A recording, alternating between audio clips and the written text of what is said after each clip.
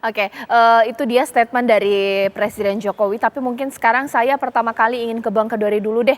Kalau Bang Kadari melihat, kalau kita berbicara mengenai ya peluang besar untuk terbentuknya koalisi besar ini mungkin ada, tapi kalaupun memang terbentuklah koalisi besar, kira-kira siapa yang akan keluar menjadi capres dan juga cawapres, mengingat semua ketum partai politik ini juga digadang-gadang untuk menjadi capres. Bang Kodari. Mudah menjawabnya itu. Kalau calon presiden pasti indikatornya adalah elektabilitasnya yang paling tinggi, yang kompetitif pada hari ini. Kalau kita bicara calon presiden yang elektabilitasnya paling tinggi, datanya kan konsisten, ada 3 nama. Ada Prabowo, ada Ganjar, ada Anies Baswedan. Anies sudah koalisi perubahan, ya. Ganjar milik PDI Perjuangan, begitu. Apalagi setelah kemarin Piala Dunia batal. Nah, jadi tinggal Prabowo Subianto. Pertanyaan yang menarik adalah soal wakil, gitu. Sekarang beredar wacana Prabowo dan Airlangga misalnya. Tapi menurut saya, karena ini koalisi besar dan ada partai politik yang banyak di belakang yang menginginkan calon wakil presiden, maka dalam situasi seperti ini kemungkinan nanti calonnya itu adalah calon dari orang yang non partai politik, begitu. Ya, orang yang latar belakangnya non partai politik. Ya, tentu saja tetap menjadi pertimbangan misalnya elektabilitas, kemudian basis sosial, lalu kemudian juga sumber daya, ya, dan juga tentunya dukungan-dukungan dan penerimaan dari partai politik yang ada. Ya, siapa namanya pada hari ini tinggal dilihat saja orang-orang yang latar belakangnya partai non partai politik, ya. Siapa saja, memang sekarang Ya. udah nggak terlalu banyak di situ.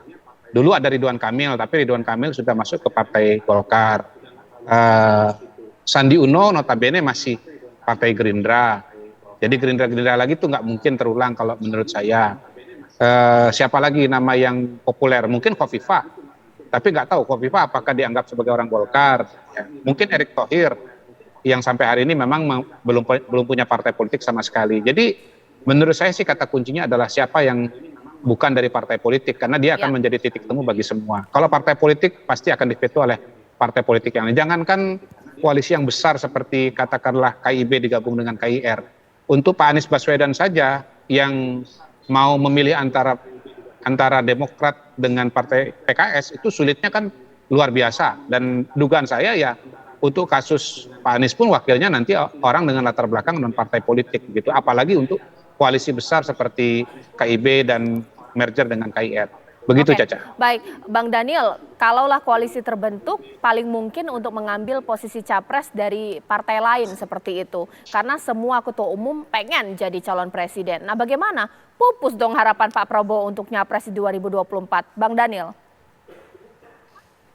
Iya, bagi Gerindra seperti sering kami ulang bahwasannya tentu pencapresan Pak Prabowo itu final. Dan pada saat ini kami sudah membangun koalisi dengan PKB dan pembicaraan terkait dengan cawapres Pak Prabowo tentu akan dibicarakan dengan PKB. Kalau kemudian ada bisa mengajak koalisi yang lebih besar, tentu itu adalah harapan Gerindra dan PKB. Jadi Pak Prabowo dan Gus Muhaimin itu berkomitmen memang ingin mengajak koalisi yang lebih besar. Artinya tadi di awal saya sebutkan kita ingin bangun Indonesia bersama-sama dengan kelompok yang besar, dengan yang punya visi dan misi yang sama, dengan membangun demokrasi kita di 2024 nanti lebih gembira. Jadi Mbak Caca, catatan yang perlu saya garis bawahi adalah Pak Prabowo adalah capres final bagi seluruh kader Gerindra, dan itu yang akan kita perjuangkan dan kita akan bicarakan dengan koalisi yang ada. Oke, baik. Nah, bagaimana nih Bang Deddy? Pak Prabowo final untuk menjadi capres dari Partai Gerindra. Apakah jangan-jangan ini juga yang membuat PDIP kenapa tidak datang dalam pertemuan tersebut? Karena PDIP juga final akan mencalonkan calon presiden, seperti apa? Urusannya final Pak Prabowo di Gerindra dengan PDIP apa ya? Oke. Ya kan mereka capreskan Pak Jokowi itu kan perintah partainya. Tidak ada urusannya dengan kami. Dan tadi saya sudah jelaskan kenapa Ibu Mega tidak datang. Ya. Masa saya harus ulangi lagi menjelaskan? Jadi tidak ada hubungannya. Ya. Kalau saya melihat sih pertemuan itu kan di tempat PAN ya. Dan itu internal PAN, ada di partai-partai lain. Ya silakan saja. Jangan terlalu dipolitisasi lah kalau menurut saya. Saya mau bilang begini, apapun tentu presiden berkepentingan menjaga dinamika politik yang ada. Apalagi dinamika politik di antara partai-partai yang ada di dalam koalisinya. Dan itu kita lihat semua kan koalisi di dalam pemerintahan. Kecuali PDI Perjuangan yang memang sedang berhalangan gitu ya. Nah itu yang harus dilihat.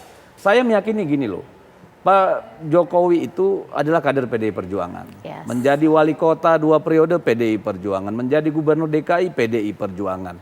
Menjadi presiden 2 kali PDI Perjuangan.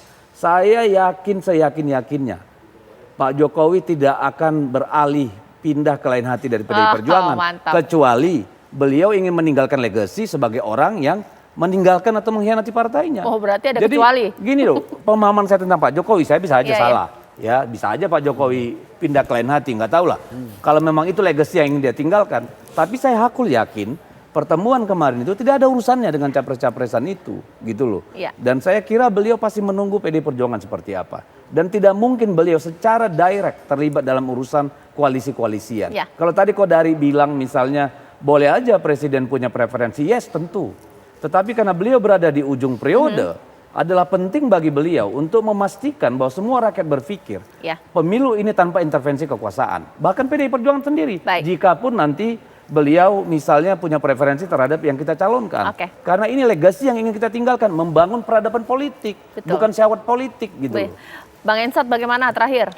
Ya kalau dilihat kan kalau memang koalisi besar ini terjadi seperti yang tadi saya katakan kemungkinan ada 3 pasang capres nanti kan. PDIP, kemudian PDI Perjuangan, kemudian ada Koalisi Perubahan untuk Persatuan, satu lagi koalisi besar ini entah apa itu namanya.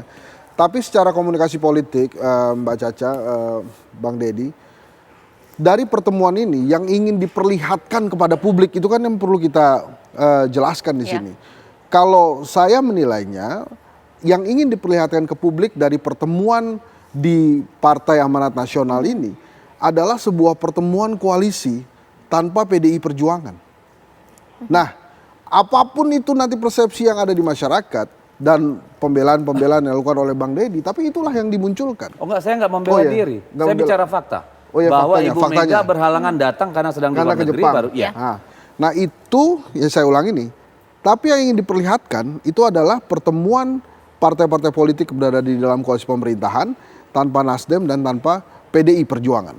Nah, perihal nanti persepsi publik mau seperti apa ya nanti ke depannya akan dibahas nantinya. Kemudian apakah omongan Pak Jokowi tentang bahwa dia tidak cawe-cawe koalisi terhadap pembentukan koalisi besar, itu pun nanti waktu yang menjawab. Tapi yang jelas memang per kemarin itu ada sebuah konstelasi baru dalam perpolitikan Indonesia, adanya pertemuan partai-partai politik dalam pemerintahan koalisi Pak Jokowi yang tidak dihadiri oleh PDI Perjuangan. Oke, terima kasih Bang Ensat, Bang Deddy terima kasih, Bang Kodari terima kasih, bahkan juga Bang Daniel, kita tunggulah nanti bagaimana jadi terbentuk koalisi besar atau juga tidak. Karena sekali lagi kita garis bawahi bahwa politik itu cair, segala mungkin terjadi pemirsa. Dan sesaat lagi saya akan hadirkan informasi mengenai KPK yang menahan Rafael Alun Trisambodo selama 20 hari pertama. Sesaat lagi.